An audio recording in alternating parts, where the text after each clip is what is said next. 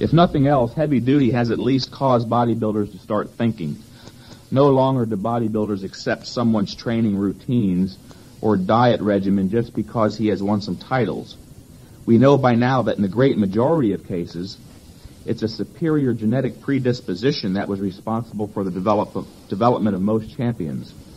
But let's go further than questioning any one individual's training practices and go right to the foundation of conventional training.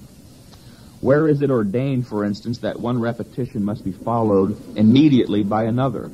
Who says that a weight should be used in one's exercises that is light enough or heavy enough to allow for the performance of 10 repetitions?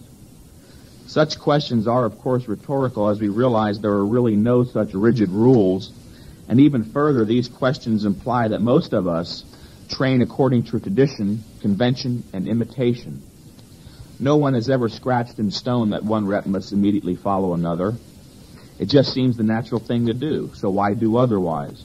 And what the heck, 10 is a nice, easy, round number, so why not do 10? It is a well-known point at this time that intensity of effort is the single most important factor influencing the rate of skeletal muscle growth. Muscular effort imposes a stress on our muscles and overall physical systems, which causes us to adapt to that particular stress by developing larger and stronger muscles. And as we adapt to a certain level of training stress, such as a beginner on a basic conventional routine by growing and getting stronger, increasingly higher levels of stress are required if we desire to continue progressing. Continuing to perform tasks or lift weights that are already well within our existing capabilities will do little, if anything, to stimulate progress. Muscular growth, you must realize, is a defense against the stress of intense muscular effort. And muscular growth will cease when the effort you are generating in your workouts is no longer intense enough to threaten the body sufficiently to cause it to defend itself. That may sound a little technical and theoretical, but I think it makes sense when you think about it.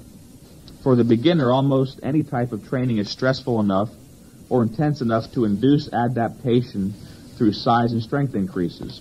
Going from no training at all to any type of training, even a low or moderate intensity type, represents a dramatic increase in the stress intensity that the beginner's body is normally exposed to on a day-to-day routine basis. And for a while, this will cause him to progress. Merely by adding weight to his exercises and by resting for shorter periods of time, that is, doing the same workout in less time, the beginner and intermediate bodybuilder will progress.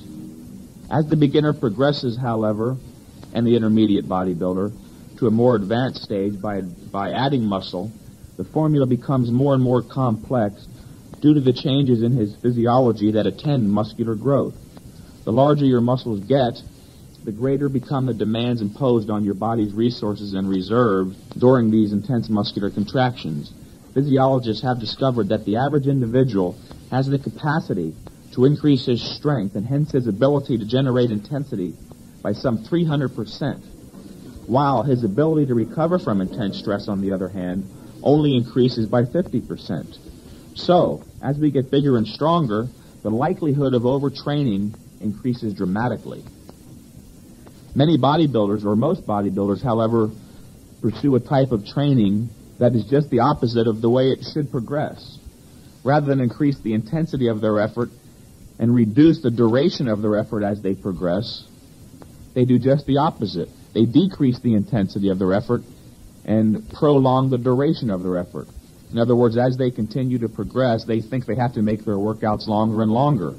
And invariably, what has to happen, because of the nature of the relationship between intensity and duration, the intensity decreases and their progress slows down or comes to a halt altogether.